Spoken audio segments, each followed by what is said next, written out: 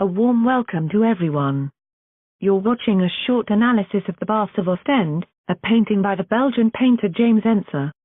The cartoonish scene titled The Baths of Ostend was drawn in 1890.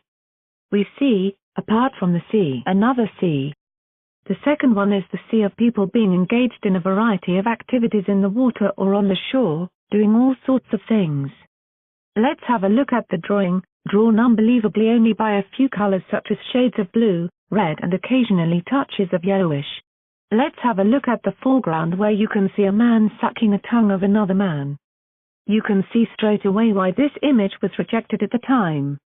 Ensor must have observed all sorts of people visiting the seashore in his hometown and witnessed all kinds of behaviors, just as we can do today.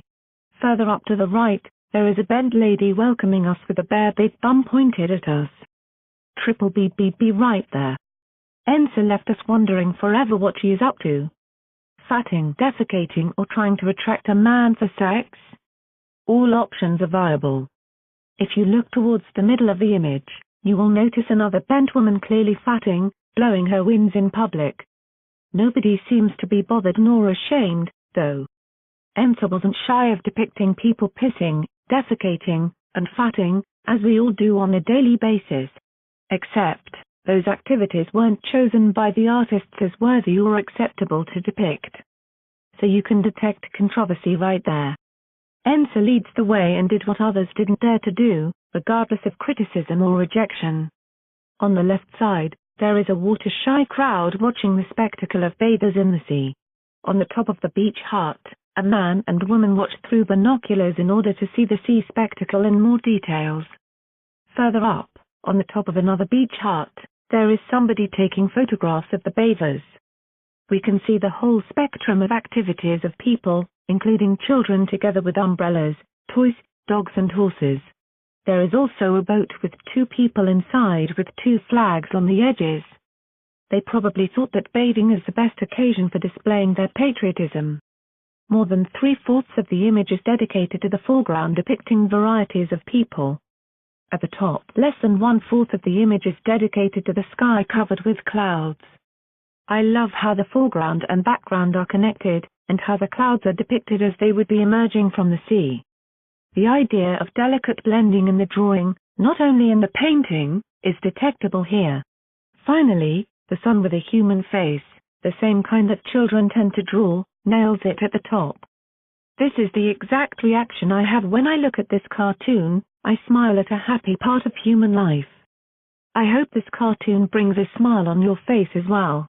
This image has its simplicity in the way the beach spectacle is depicted, but at the same time has complexity in the variety of scenes and characters depicted. Despite it, it is a unified, brilliantly balanced piece, which doesn't feel disjointed.